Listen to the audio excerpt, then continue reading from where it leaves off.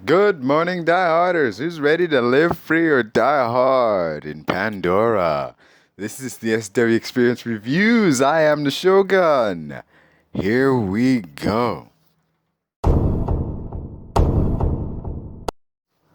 It's like, come with me and you'll be in a forest of blue CGI cat people.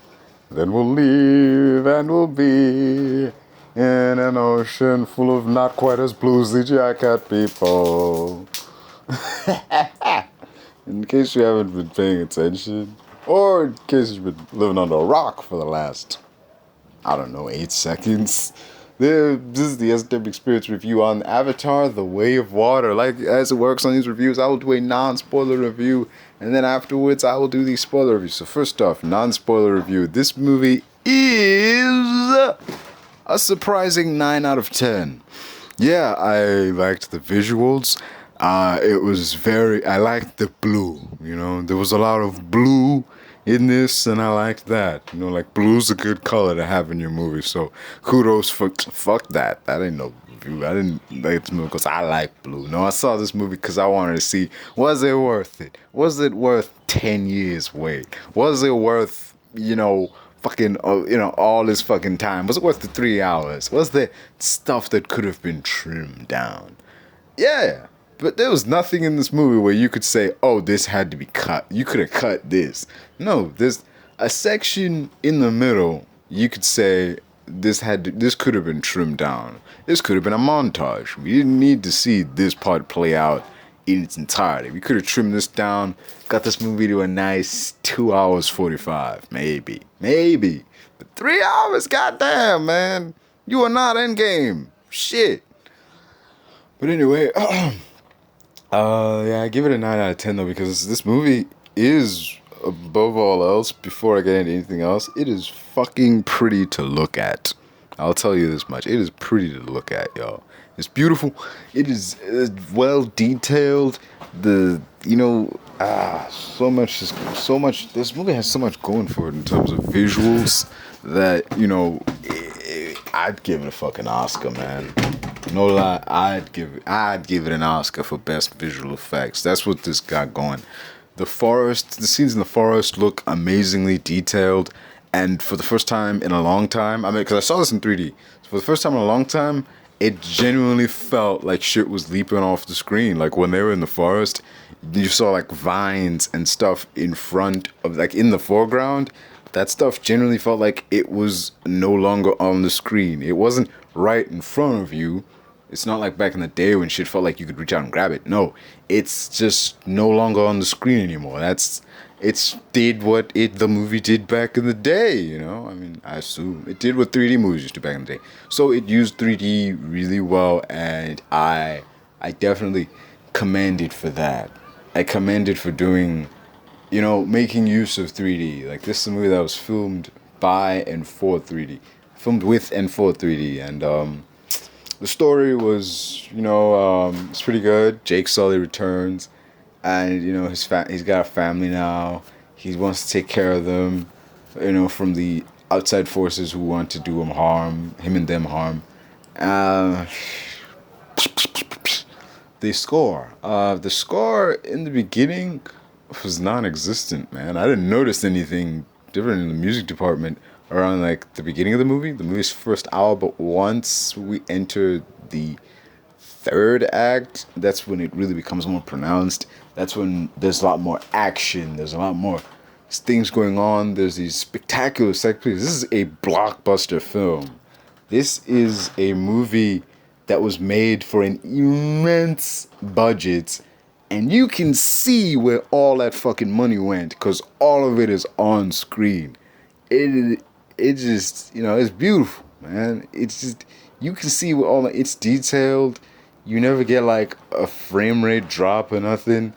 Except there's like very few scenes in, like, third act where it just turns into a video game at that point. I don't mean the CGI drops. I mean, like, because there's nothing but blue people now. There's nothing but Navi there's nothing but Navi now in what is apparently a CGI environment. So everything has the same look to it, because in the earlier scenes, at the midpoint of the movie, you have Navi interacting with real people. So yeah, there's a certain amount of detail that has to go in so that the Navi don't look fake. And you get that. You do get that all throughout the movie. They never feel fake. They never feel like they don't have a weight to them. They are occupying the space. And when someone makes eye contact with them, they make eye contact. You're not gonna get a shot of someone looking up beyond them, or not looking quite right at them. It's everything in this movie is so well done. I give it praise. The music was really well done.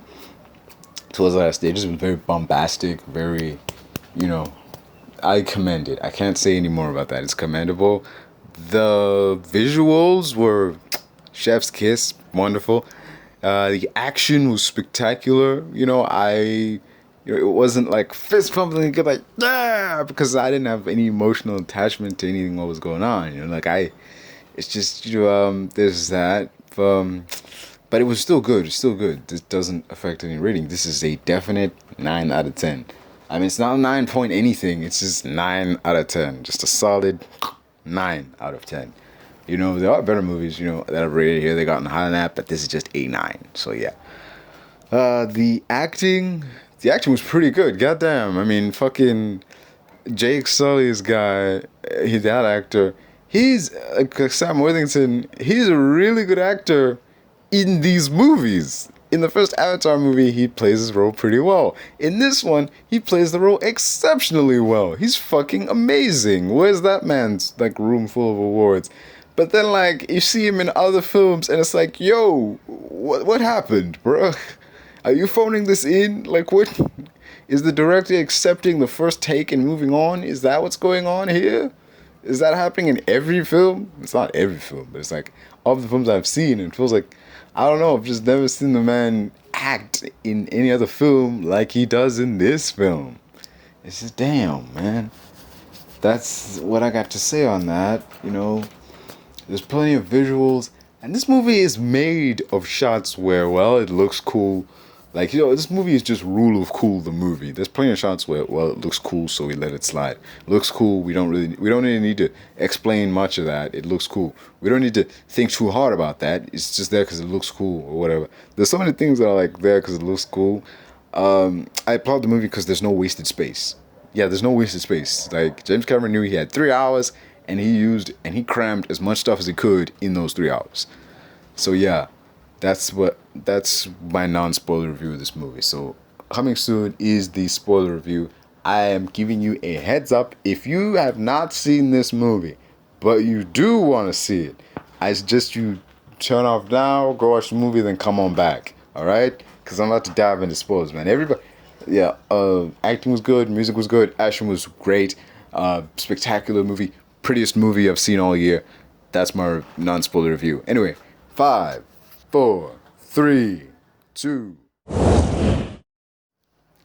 Jakesully returns in this movie, and he's more native than ever. Goddamn, the dude why does everyone have dreads? It's never explained. I mean, I get the Navi have dreads. That's the thing. They knit their hair to look like dreads. Why does Drake just have dreads out here? Is that what happened when white people just leave their hair unkempt? It just becomes that? It just goes all clumpy and shit, like dreadlocks. I mean, I've seen dreadlocks, but what are those shitlocks on your head, man? Okay, this hair isn't that bad. It actually makes sense for someone, if you did your hair to make that. It would look like that. His hair does look pretty good. But that other cat, dude, that guy is the kid spider. Some foreground. There's this kid. Okay, let me start the movie. Basically the movie is set after. It basically gives a quick recap. Oh yeah, we fought Sky people, we won, and we sent them back to their home planet. And for many years there was peace and prosperity. Jake had a family with the. Okay, that's another problem right there. I don't know anybody's fucking names, man. I didn't have that much of an attachment to the first movie that I remembered names and shit. So I'm gonna be. So you'll have to excuse me if I fuck up names every now and then. I just name people random shit. I can't remember any fucking name for this other than I think there was the human kid named Spider, and Jake Sully, and Norm, and Sigourney Weaver's kid was called Kitty. So yeah, I remember. That's about it. That's about fucking it. So excuse me, I'm gonna be making up names. If you'll know what I mean when you see the movie. But yeah, if you've seen the movie, you know who I'm talking about. So yeah, Jake's had a kid. Him and his woman, they had had 2 kids, and we saw those kids come into the world. They helped them up to the sky, Lion King style. All that was missing was the fucking song when he raised them, like all that's missing is that. That's the only thing missing from that fucking scene. It's like, geez, can you get any more Lion King? Did we really need to see this? Did we really need to see these kids being born and raised up in front of everybody and little kids going fishing? I thought when I was watching the movie, I thought like, okay, we could have cut that. You could have cut that part. We didn't really need to see the kids being born. If it's just gonna flash forward and be like, oh yeah, we had a couple more kids, and oh yeah, 1 year later, and it does this flashback like 1 year later. There's a flash forward, I think. Yeah, the flash forward 1 year later. Plus, and it showed Sigourney Weaver's avatar had a kid. Her birth is a mystery. That's all the explanation we get. She had Grace's avatar gave birth. Her birth is a mystery. And even after they pan away from that, I just kept thinking, who did she fuck? Like, I know Grace didn't fuck anybody. Grace died in that last movie, but who fucked Grace's avatar? Like, I mean, they even make one of this, like Spider and the brother, the I can't remember his name, Luak, I think his name is. Like, they make a joke about it, like we think it was Norm. That the guy, the tech guy, the guy is Navi envy. Let's just put it like that, dude. He has like a serious blue envy. Because he wanted to get in with the Na'vi. He wanted to be one of them. He plugs in the avatars too. Studied for years, whatever. Jake Sully kind of winged it in his way in. He just plugged in and he just naturally got the hang of it, or whatever. In the movie, he kind of hinted that, yeah, he kind of had that envy where he didn't really like Jake for a bit.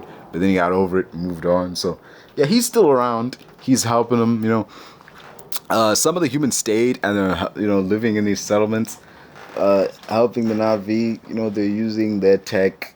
Norm still uses the avatar machine. I think Jake's consciousness is now fully in the thing, in this Na'vi body, because we don't see his body. Like, I have no idea what even happened to his fucking body. I don't remember the movie all that much. I think his consciousness is now fully in his Na'vi body.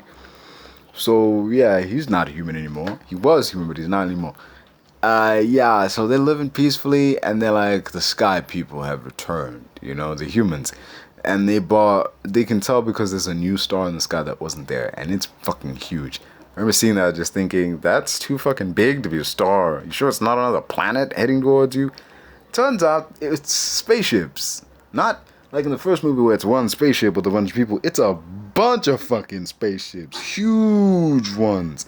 Coming to Earth, traveling so fast that they need to decelerate while they're way up in space so that they can come down with loud, thunderous bangs.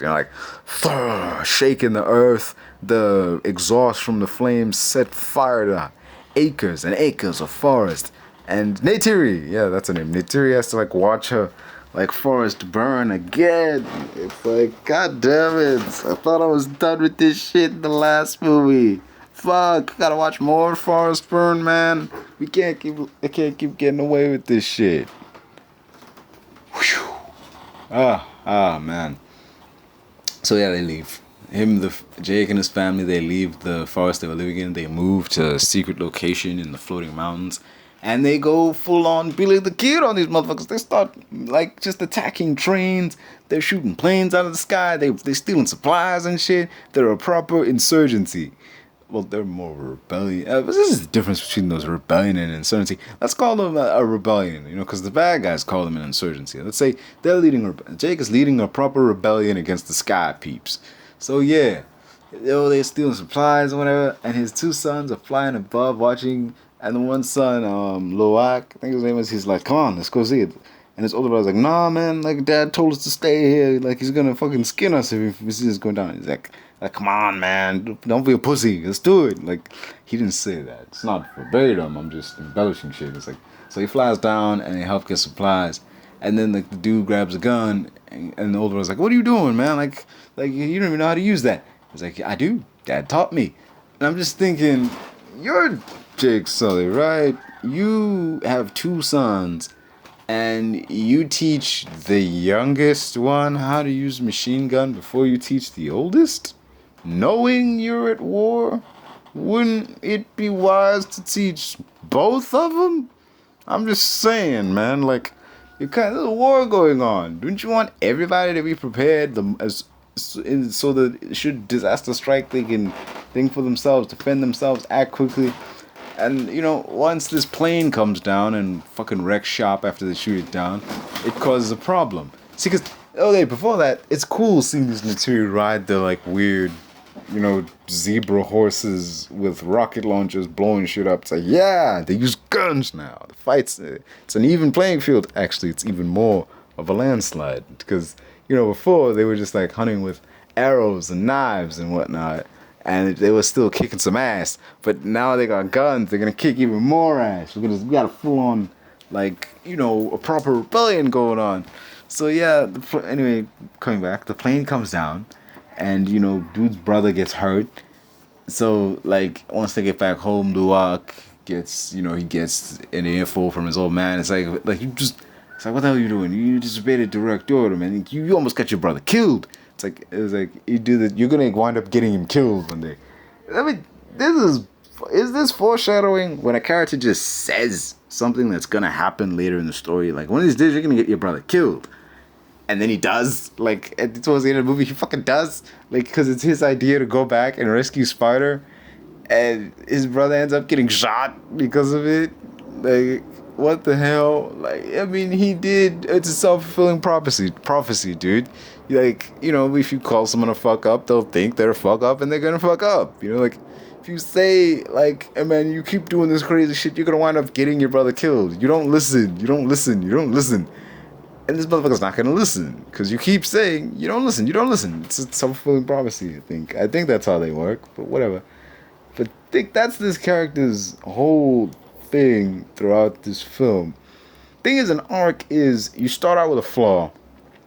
And a mishaps occurs, and at a certain point you're like, okay, this has to stop, and you actively work to fix your flaw, not have that problem anymore. This guy's flaw, the flaw of Jake's youngest son is that he doesn't listen, and he just does shit of his own accord, and, you know, the people around him get in danger because of it, because later in the movie, the first instance of this is when he flies down, even though his dad told him not to, and his brother almost gets killed. And, like, you know, his brother ends up getting injured. Plus, he ends up getting injured too. But, like, yeah. Then there's a scene later in the movie when he's going basically out of the safe zone that they have. Like, the dad tells him, don't go near the battlefield. And they go anyway. And not only do they go, like, the brothers go, but they bring their 2 sisters with them, Kitty and the other sister. Can't remember her name. She's, like, the youngest sister, you know. So they bring them with them, and they find tracks, you know, like, and you know, they get in trouble there again. They get captured, and they almost get killed. And then one more time, later in the movie, he disobeys again when everyone's like, you know, stay here. He's like, no, I gotta go. I gotta warn my like space whale. It's not space whale. It's like my alien whale, basically. I'm gonna call him space whale, cause fuck it. That's what he is. It's a space whale. Like, it's an alien. It's like alien whale. Sounds weird. So I'm calling him space whale. I called him space whale in the movie. So yeah, space whale. So he's like, no, my space whale's in danger. I gotta warn him. He's got nobody. It's like, you know, he's like a brother to me. Like, he's my brother. He's like, and his brother's telling him, no, man, I'm your fucking brother. Like, not some fucking space whale. It's like, because there's this derision between them, and that, like, you know, you're the fucking perfect whatever, and I'm the screw up, you know. Like, this space whale is more of a brother to me than you are. And he's not entirely wrong. I'm jumping all over the place, but, like, he's not entirely wrong, dude. The Jake Sully tells the older brother, look after your younger brother. And there's moments where something happens to the younger brother, and Jigsaw will look at his older son and be like, "Where were you?"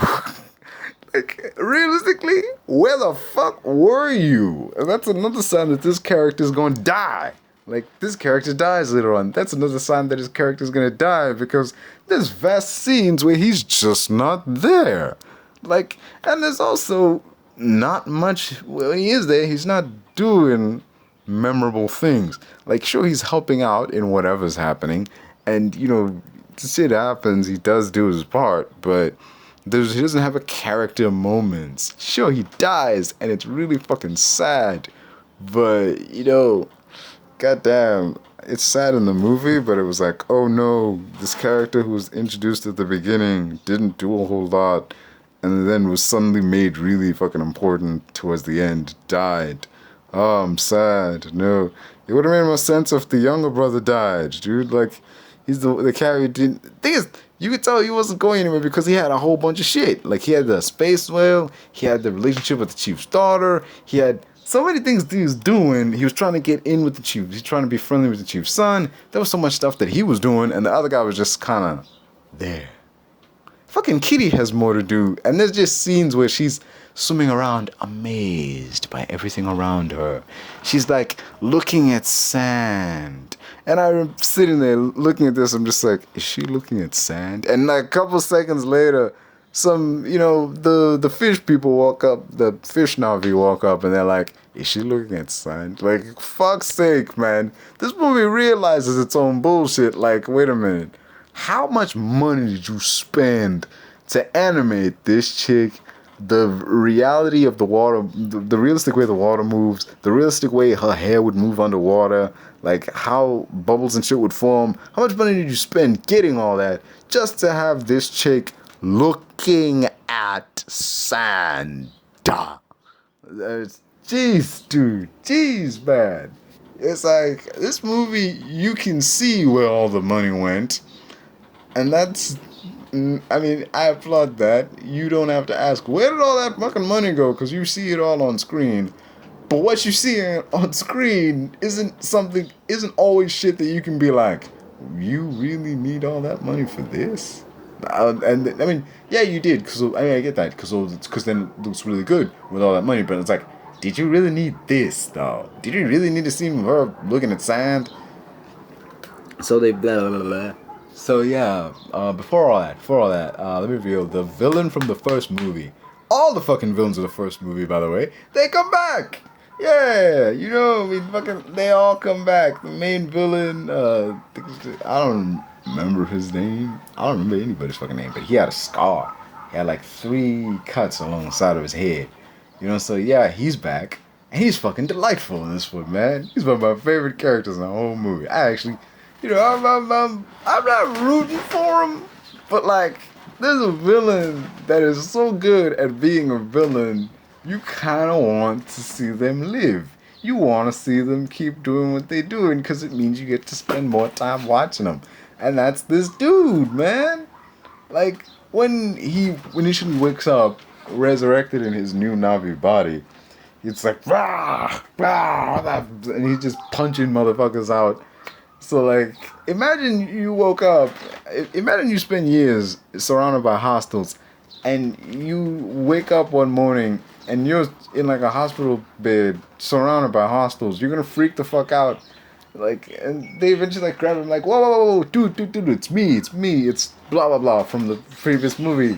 You know, like, relax. It's like, huh. It's like, wait, you? Like, wait, you're all here? But goddamn, you're all blue people now. It's like, oh, wait, give me a minute.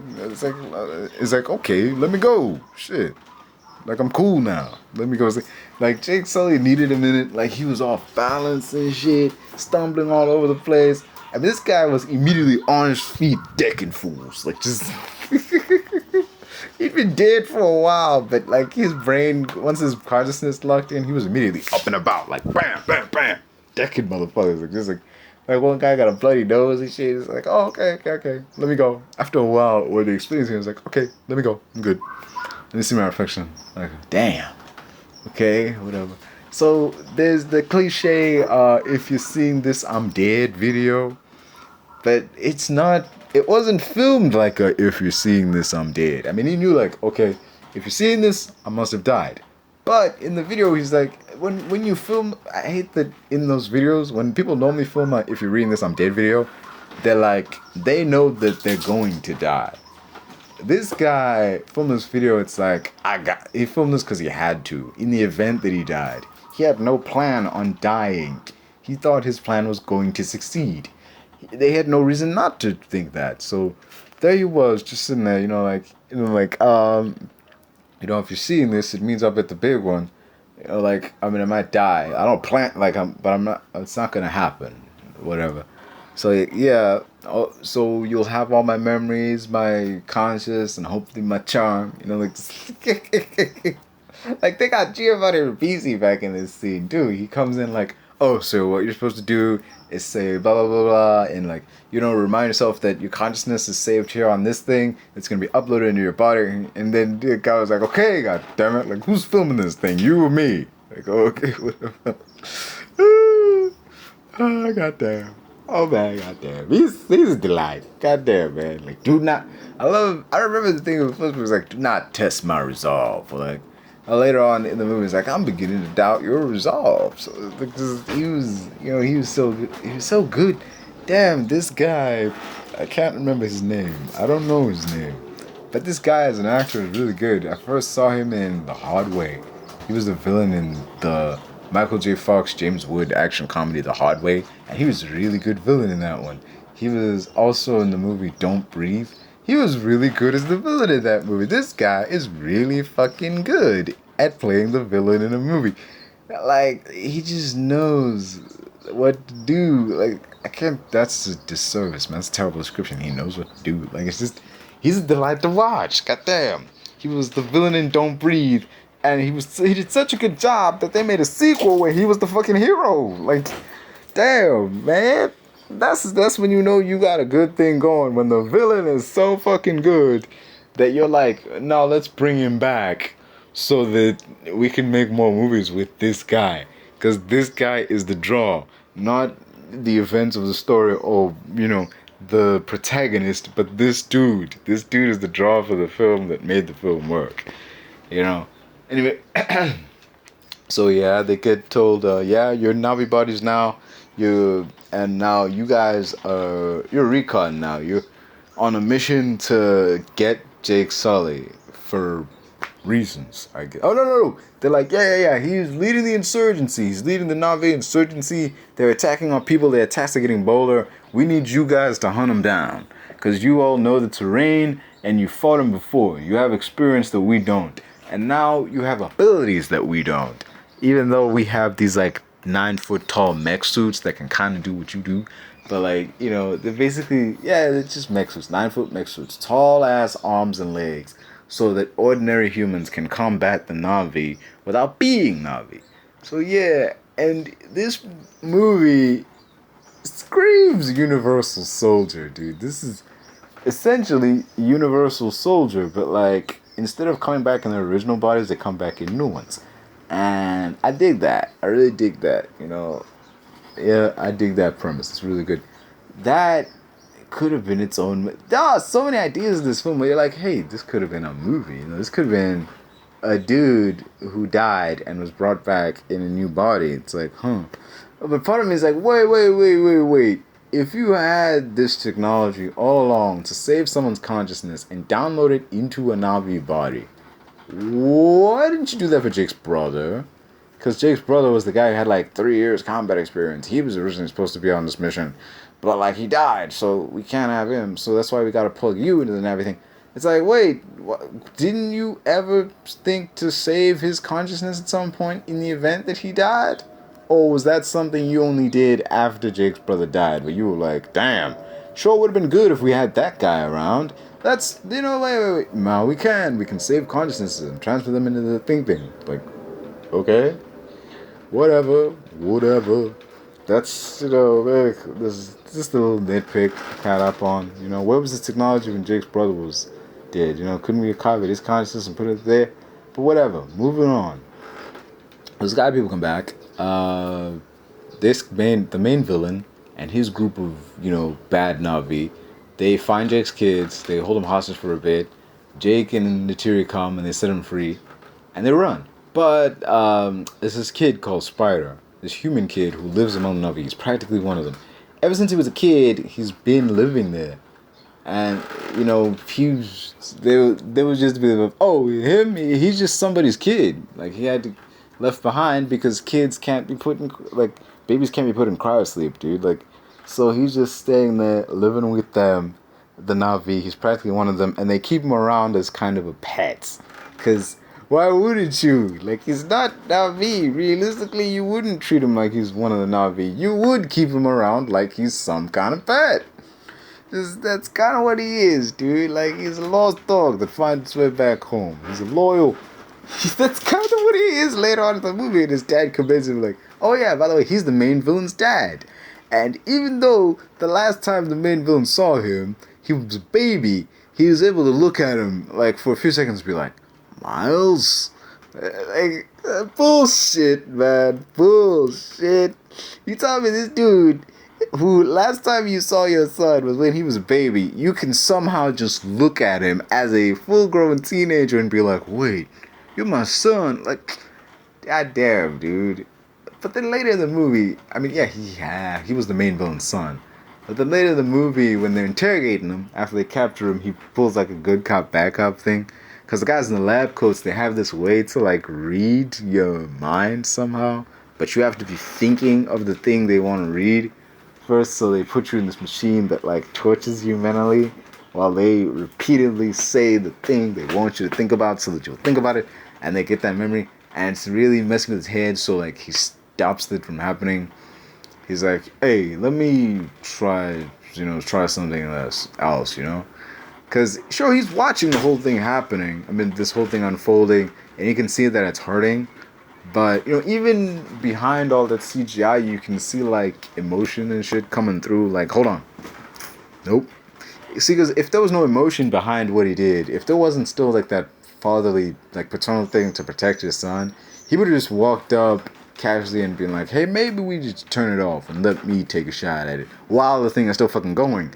But he still has the paternal side to him, so he immediately just walks in and it's like, turns the thing off. It's like, hey, let's try something else. Like, not that, hey, this clearly isn't working. Like, it would have worked. If that machine stayed on long enough, it would have worked. It would have gotten what they needed, but he would have been mentally fucked up if they did that. So he wants to avoid that. Yeah, he wants to get Jakesully at all costs, but, it's not all costs. He doesn't want to risk his son while doing it, So yeah. There was, they have this, like, it's kind of a good cop back home. They have a few friendly moments throughout the movie. So now he's sitting there with him, and he, like, gives the kid his dog tags, and it's like, that's your dad. It's like, those dog tags belong to your dad. I'm not that man. Like, yeah, I have his memories, but I'm not him. Like, I don't know. It's like, he says he's not him, but at the same time he treats him like kind of fatherly. He does have a soft side for him.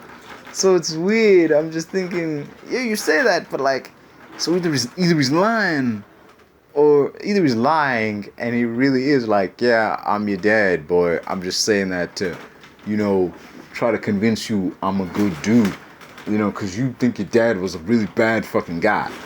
So yeah, I'm just saying that because I want you to think I'm a good dude. I'm not that guy. I'm a different guy. I'm a different man now. Like, I'm not him. I'm not evil. Just trust me. Like that some Jake Roberts, trust me. He's like, never trust the snakes. Oh, you really shouldn't, man. They will always bite you. Alright? Never trust a fucking snake. And don't trust anybody who says, oh, they don't bite people. Snakes, dogs, any wild animal, any animal that someone gives in the house and someone's like, oh, he doesn't bite. Don't believe that shit. They don't bite them.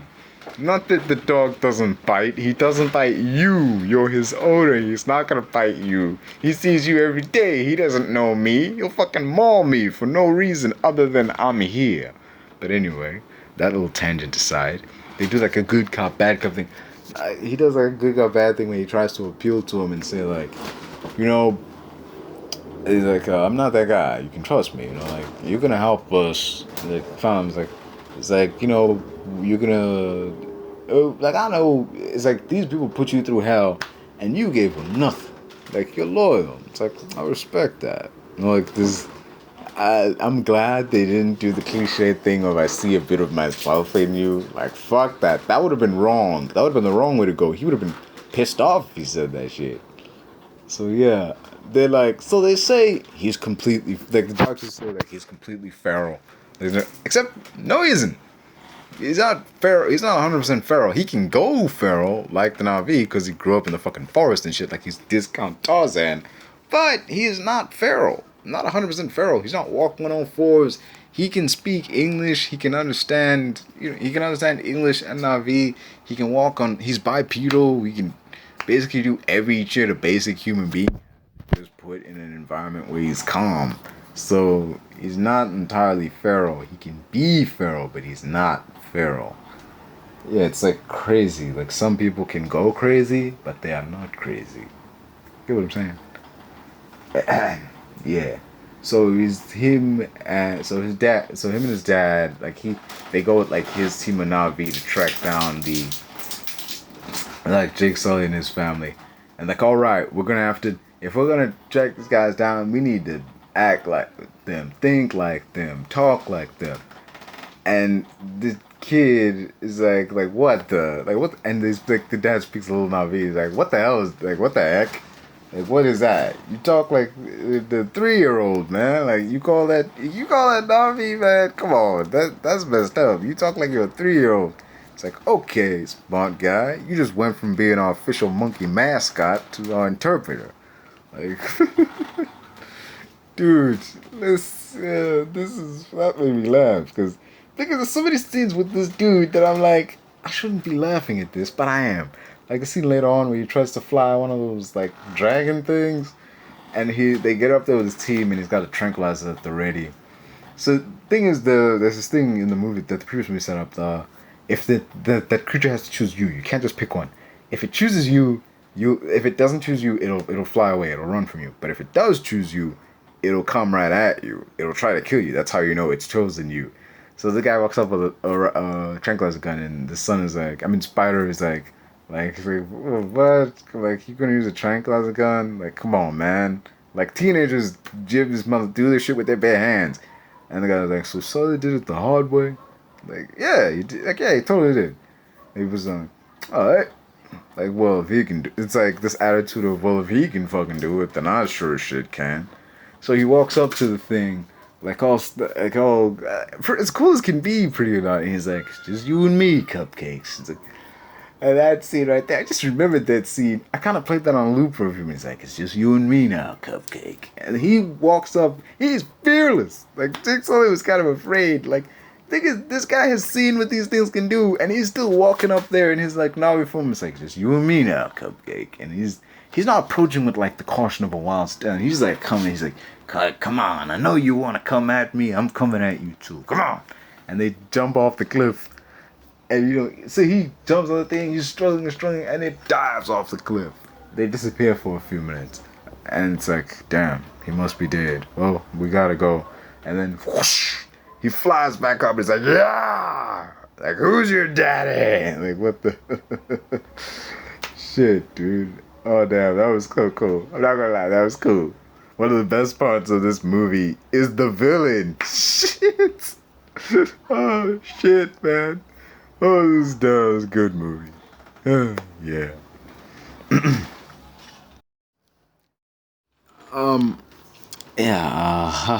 Yeah, that's the good stuff out of the way. So back to the Sully family. They are on the run from this dude. They leave the forest and go to this water tribe. Because they know, like, yeah, this guy and his Navi are hunting us. They're not going to stop until they get us. And they're going to kill anybody who gets in their way. These people would die for us, and I don't want them to. Like, so I'm leaving. And, you know, this guy's the new chief. We're leaving. We're going to this water tribe. And we're going to ask to stay there. You know, we're going to ask for sanctuary. They do that.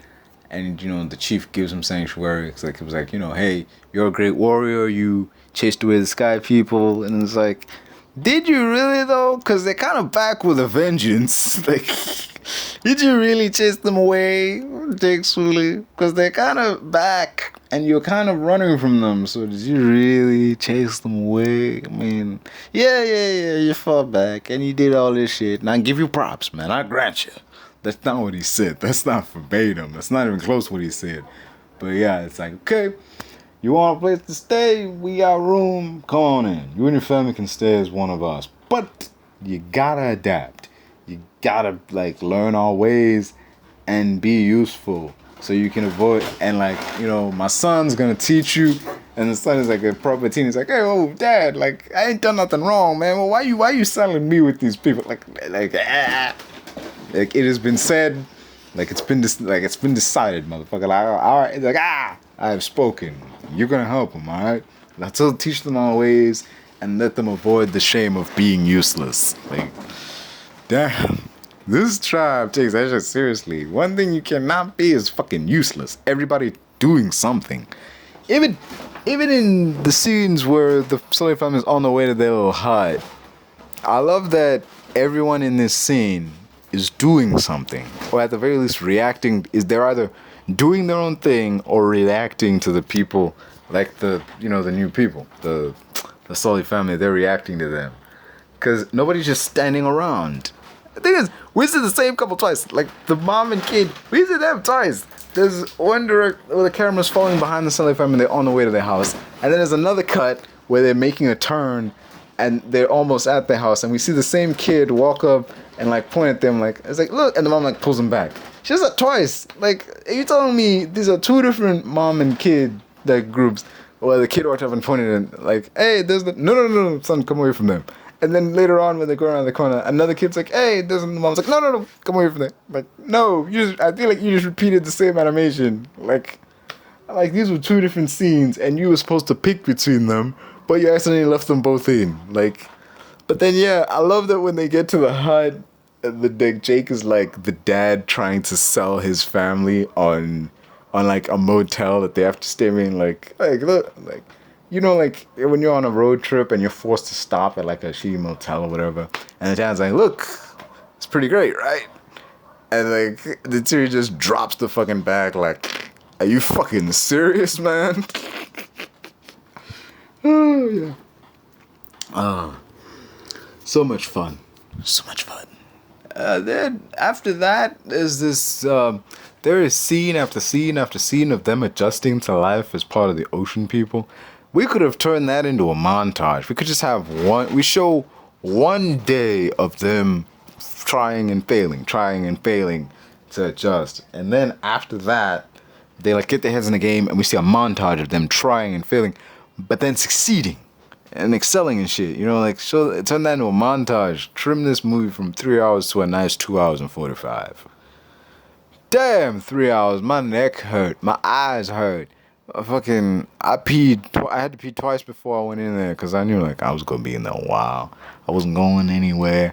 I even bought like a little cup, man, so I wouldn't have to leave. You know, like shit. You know, I always do that when I know I'm gonna be in a movie for a while. I always bring like an empty bottle or something. You know, because I know like, oh, I'm gonna have to pee, so I gotta drain the thing because I don't want to get up, get out of the cinema, go all the way to the bathroom, coming back, and I've missed some important plot details.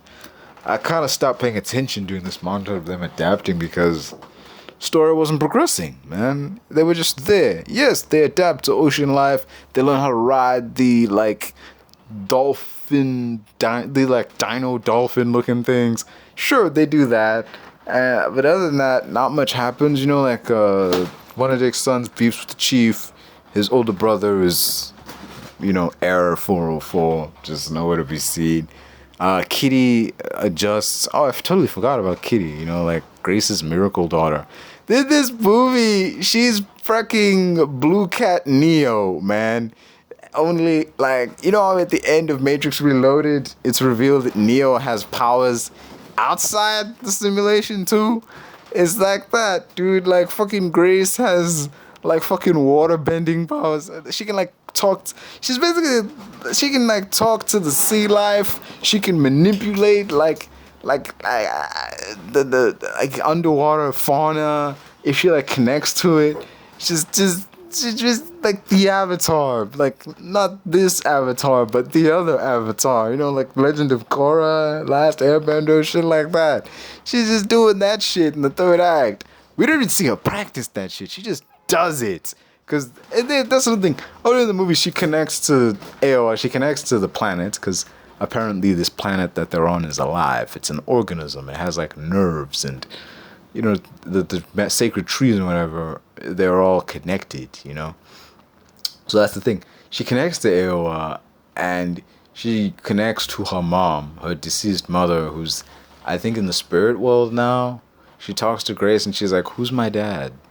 It's like, whoa! Before she can give answers, she gets sucked out of there, and she has like a fit, like a proper, like a fit, like, they think she's dying. So they take her to this hut, and they call in like help from the people that were back at camp, like Norm and some of the doctors who stayed, and they like do all these. They're doing all these tests, and you know they can't find anything. Like, oh, the brain activity seems normal. This seems normal. This seems normal. We can't explain what's going on. And like the chief's wife comes in with these traditional medicines, and she sees all this and is like, well, I can see I'm not needed. It's like, wait. Like, come back. It's like, you're a thing. Like, help me. It's like, whatever. Like, get rid of all this. And immediately, Nitsuri is like, get out. Like, all this has to go. Like, you've done nothing. Like, whoa, you've done nothing. She could have just said, get out, and stop there. You don't have to be like, get out, you've done nothing. Just be like, get out. That's all you need to say. You don't gotta be a dick about it. She gets pissed. Well, she gets pissed later on. But anyway,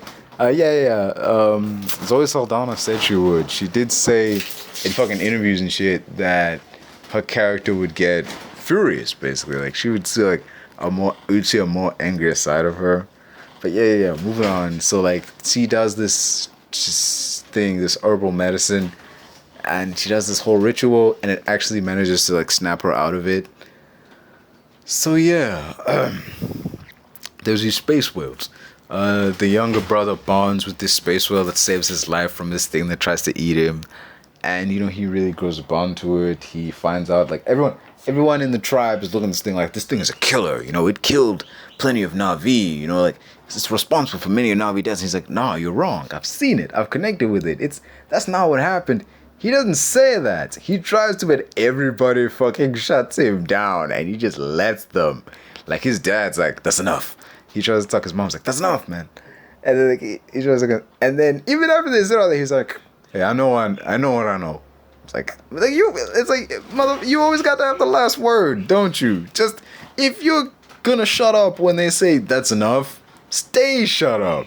Don't just be like, nah, I know what I know. Stop there. If you're gonna talk, say everything. Don't just say like some cryptic shit of, I know what I know. Like, no. Just fucking, like the chief's daughter, like when he tells the chief's daughter it actually happened, she's like, well, we must tell my father. Like, he needs to know the truth. It's like nah, man, like he would, like, he's not gonna listen.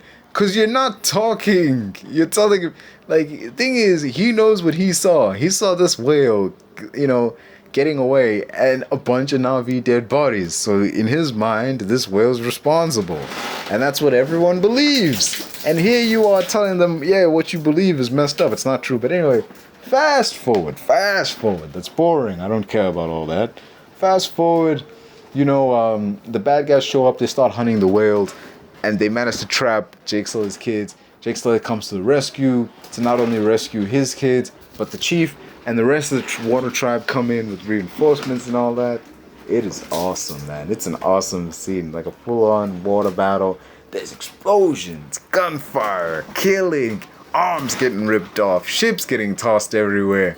It is glorious, dude. It is a proper big-budget blockbuster, man. And it ain't directed by Michael Bay. It's like James Cameron took a look and it's like, see? You ain't the only one who can blow shit up.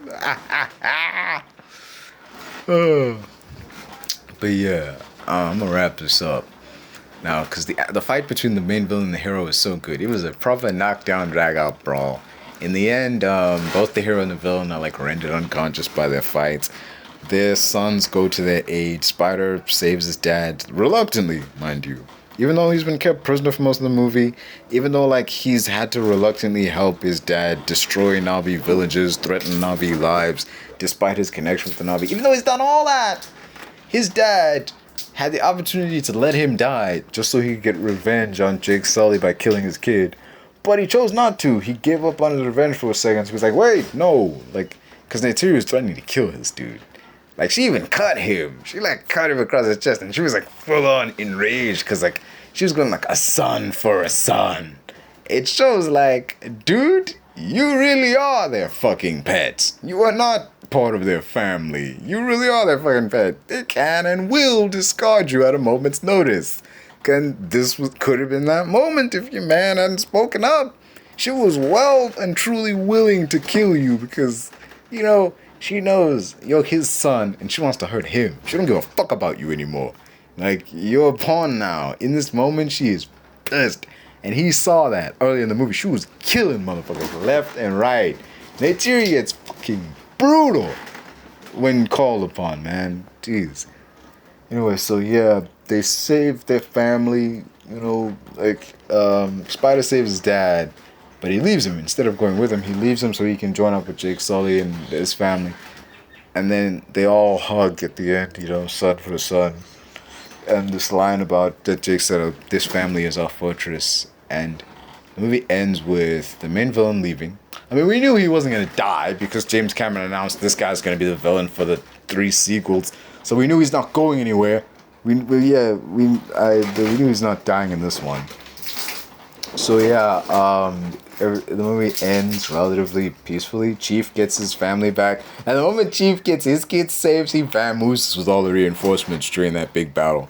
Like, after Chief gets his kids back, he's gone. He's like, hey, I just came back to get my family. I'm out, yo. Peace. Oh, shit, yeah. Moving on. Anyway, so yeah, the film ends with all of them. They bury the kid at sea. He connects to, like, the tree and everything. You know, it's a very beautiful moment. I don't know his fucking name. Mateo, I think his name is. Yeah. They bury him. It's very sad. It's a somber moment.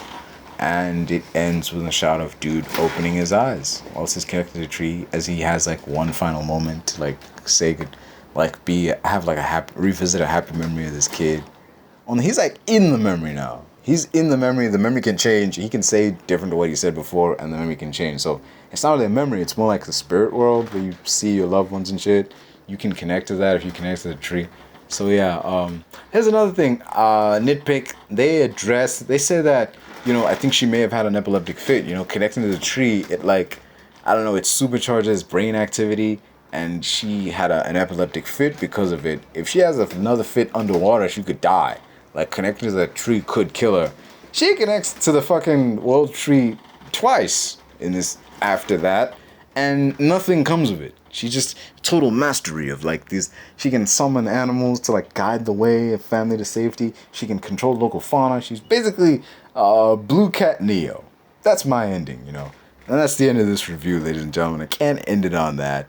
I love the good guy. I love the acting. I love the main villain. I love the story, the music, and, you know, the overall look and feel of the whole thing. I love that the theme of the film was family and fathers doing whatever they can to keep their families safe, both the good guy and the bad guy.